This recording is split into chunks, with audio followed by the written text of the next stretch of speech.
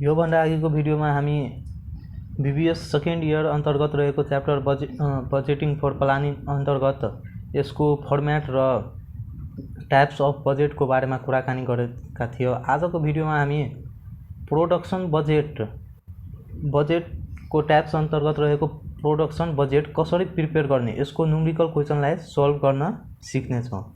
भिडियोलाई सुरु गर्नुभन्दा अघि यदि तपाईहरु मेरो च्यानलमा नयाँ हुनुहुन्छ भने कृपया मेरो च्यानललाई सब्स्क्राइब गर्नुहोला, साथसाथै लाइक पनि गर्नुहोला र यसलाई आफ्नो साथीहरु समक्ष शेयर गर्नुहोला।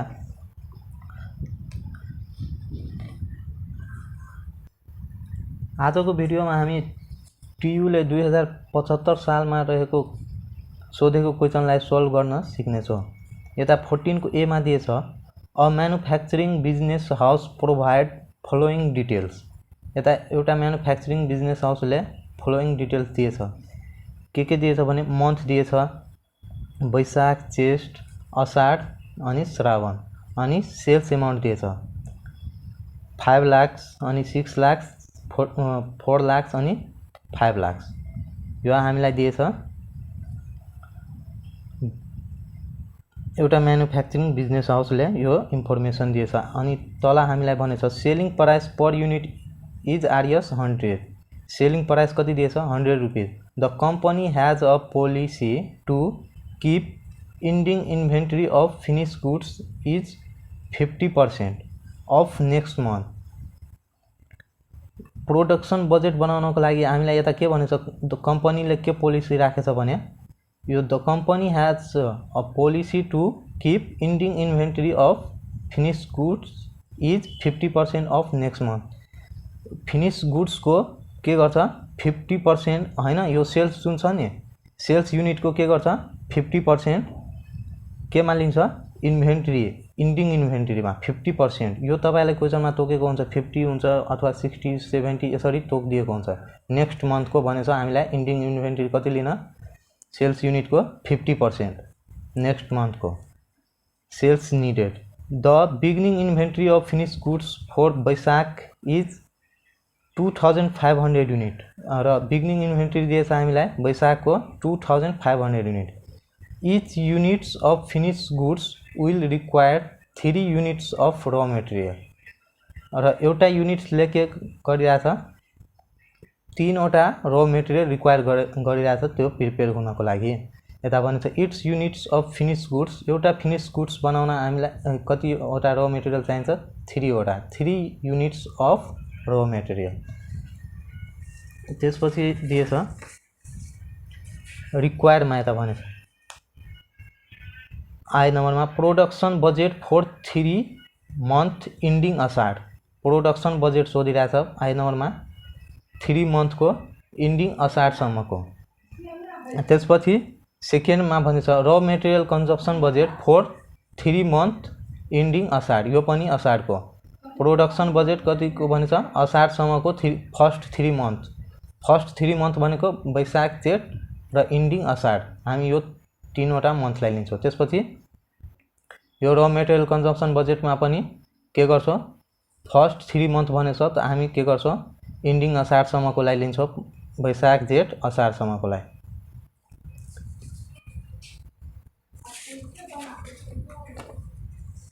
त्यसपछि क्वेशनमा हामीलाई कतासम्म दिएछ श्रावणसम्म दिएछ।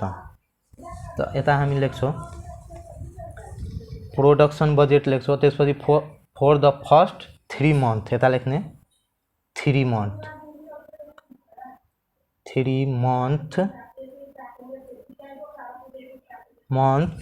इन्डिङ के भनेछ हामीलाई 3 मंथ इन्डिङ अषाढ भनेछ त यता लेख्छौं अषाढ। त्यसपछि हामीलाई यता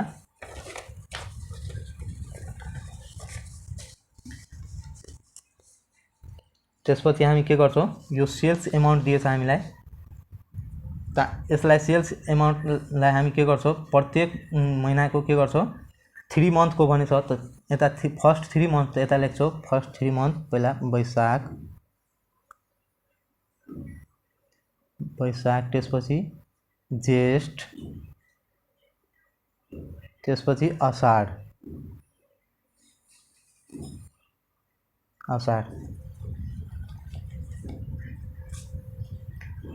त्यसपछि फर्स्टमा हामी यता लेख्छौँ सेल्स युनिट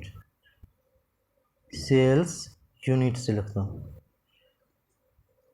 तर हामीलाई अहिले सेल्स युनिट दिए छैन, एकैपल्ट के दिइहालेछ प्रत्येक मन्थको सेल्स एमाउन्ट दिइहालेछ। त हामी यसलाई सेल्स युनिटमा के गर्छौँ कन्भर्ट गर्छौँ। त कसरी कन्भर्ट गर्ने, यता हामीलाई सेलिङ प्राइस पर युनिट दिएछ। त हामी के गर्छौँ यो सेल्स एमाउन्टलाई सेलिङ प्राइस पर युनिटले डिभाइड गर्छौँ भने हाम्रो के आउँछ, यता लेख्छौँ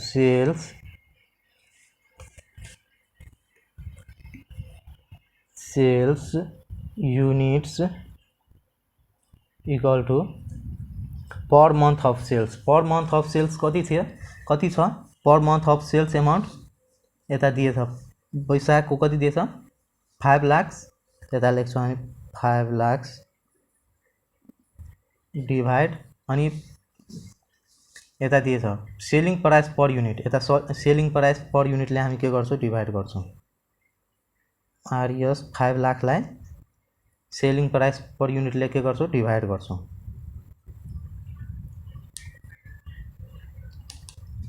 सेलिङ प्राइस डिभाइड 100 गर्छौँ। यो हाम्रो आयो 5000 वैशाखको सेल्स युनिट आयो। यो 5000 आयो वैशाखको सेल्स युनिट।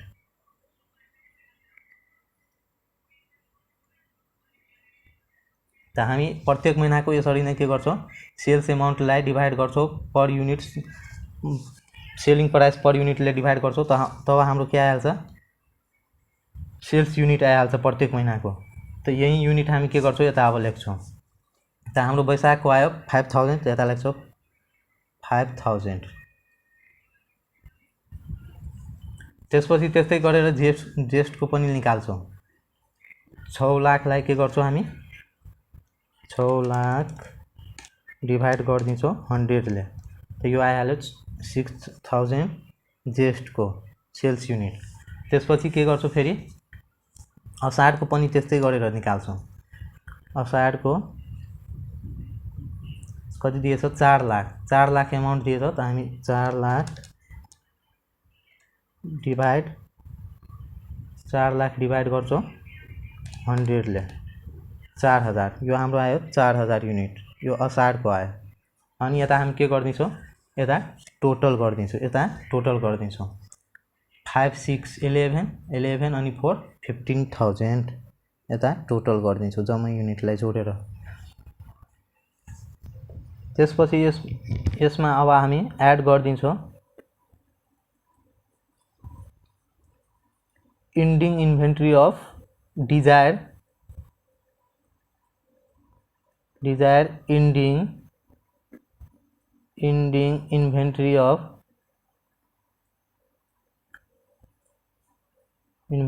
अफ फिनिश गुड्सको के गरिदिन्छौँ इन्डिङ इन्भेन्ट्री एड गरिदिन्छौँ। यता हामीलाई कन्डिसन दिएछ। कन्डिसन के दिएछ भने the company has a policy to keep ending inventory of finish goods is 50% of next मन्थको जुन हामीलाई सेल्स युनिट दिएछ त्यसबाट हामीलाई के गर्नुपर्छ 50% इन्डिङ इन्भेन्ट्री लिनुपर्छ। यता हामीलाई नेक्स्ट मन्थ भयो वैशाखको लागि नेक्स्ट मन्थ के भयो जेष्ठ। त जेष्ठको इन्डिङ यसको के गर्ने 50% लिने।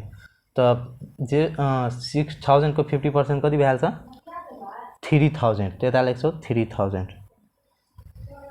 त्यसपछि यस्तै जेष्ठको नेक्स्ट मन्थ भइहाल्यो असाढ।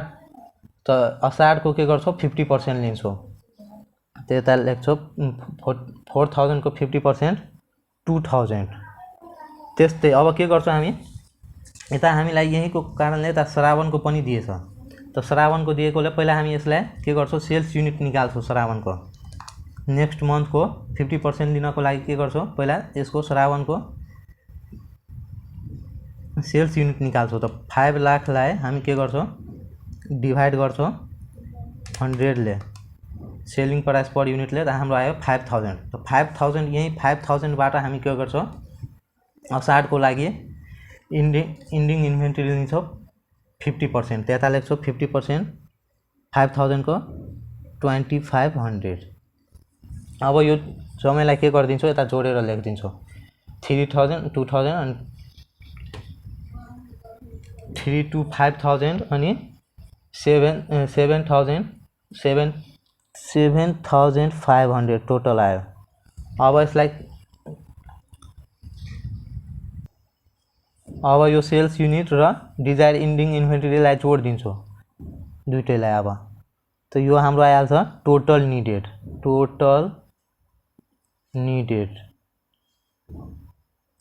निडेड यसलाई जोडिदिन्छु 5000 र 3000 8000 त्यसपछि 6000 र 2000 8000 त्यसपछि 4000 र 2000 6500 त्यसपछि 15000 र 7500 15000 प्लस 7500 लाई जोडिदिन्छु त 22500 आइहाल्छ। अब यसमा के गर्छौ लेस गर्छौ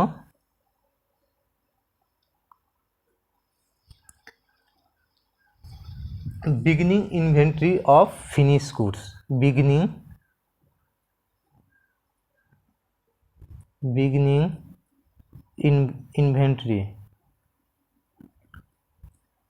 इन्भेन्ट्री अफ फिनिश गुड्स यसमा लेस गर्छौं। त बिगिनिङ इन्भेन्ट्रीको हामीलाई कन्डिसन के दिएछ यता भनेछ the beginning inventory of finish goods for Baishakh is 2500 के दिएछ बिगिनिङ इन्भेन्ट्री दिएछ वैशाखको दिएछ त्यता लेख्छौ 2500 यो वैशाखको हामीलाई बिगिनिङ इन्भेन्ट्री दिइसकेछ।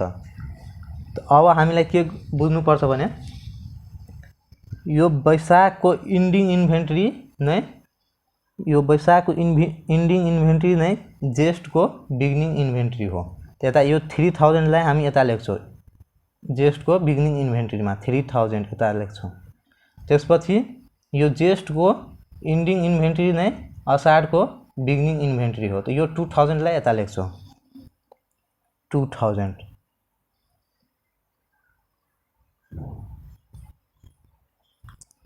यो 3000 लाई वैशाखको इन्डिङ इन्भेन्ट्री नै जेष्ठको बिगिनिङ इन्भेन्ट्री र जेष्ठको बिगिनिङ इन्भेन्ट्री इन्डिङ इन्भेन्ट्री नै असाढको बिगिनिङ इन्भेन्ट्री। अब के गर्छौ यसलाई टोटल जोडेर यता लेख्छौ त 3 to 5500 अनि 7500 त्यता 7500 यता लेख्छौ टोटल गरेर। अब के गर्दिन्छौ यसबाट घटाइदिन्छौ यो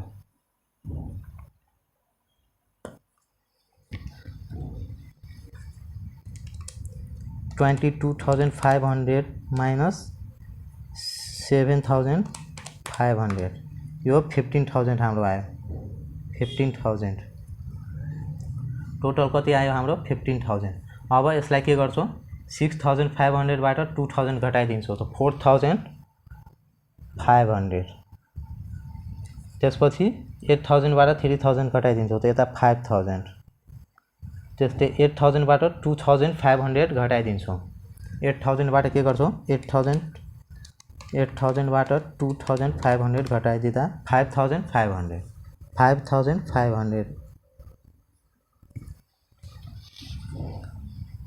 यो नै हाम्रो के आयो बजेटेड प्रोडक्सन युनिट यो हाम्रो आयो बजेटेड प्रोडक्सन युनिट यता लेख्छौ हाम्रो प्रोडक्सन बजेट यति नै थियो प्रोडक्सन बजेट प्रिपेयर भइहाल्यो यता लेख्छौ प्रोडक्सन युनिट्स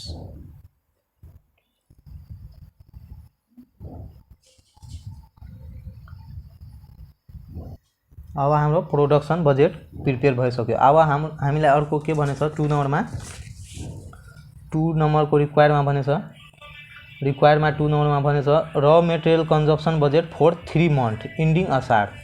अब के गर्छौं हामी मेटेरियल कन्जम्पसन बजेट प्रिपेयर गर्छौं। अब हामी प्रिपेयर गर्छौं र material consumption budget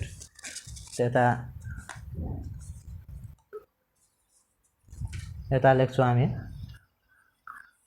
for the first 3 month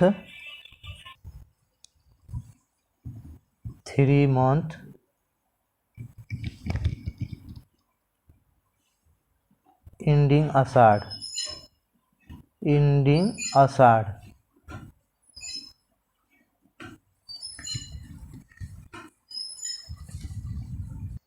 त्यसपछि यता लेख्छौँ वैशाख ज्येष्ठ असाढ। त्यसपछि अब हामीलाई र मेटेरियल कन्जम्सन बजेट प्रिपेयर गर्नको लागि सबभन्दा पहिला चाहियो production unit.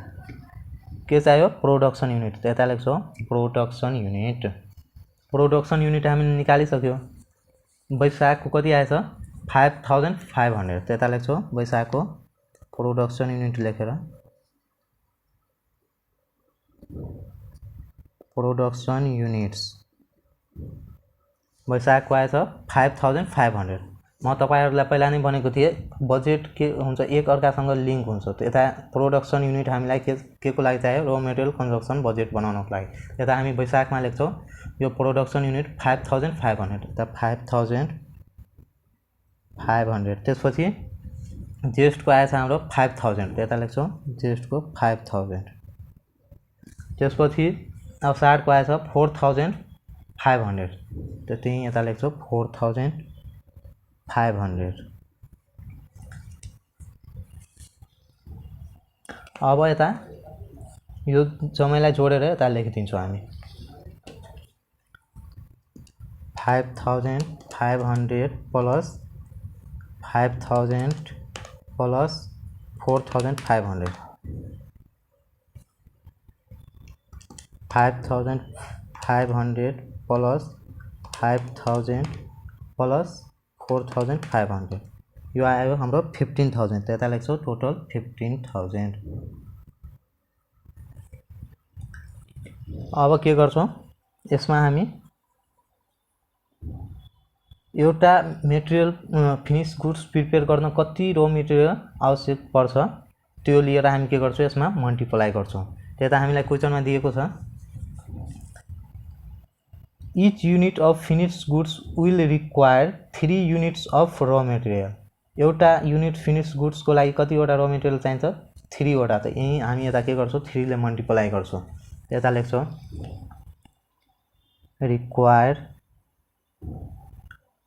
require raw material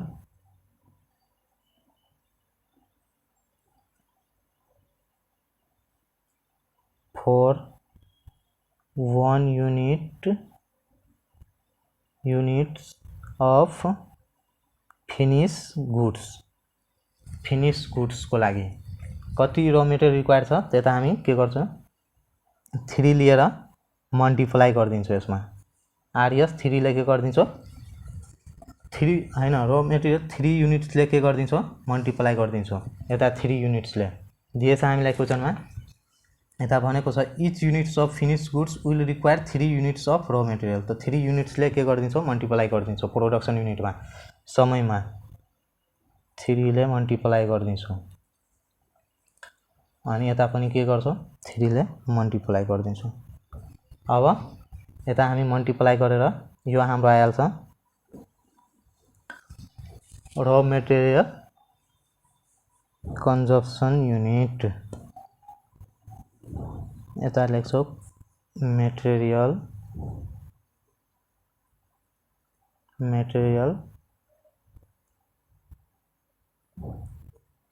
consumption unit. यो हाम्रो के आइहाल्यो budgeted raw material consumption units आइहाल्यो। त यही हामी मल्टिप्लाई गरेर लेख्छौं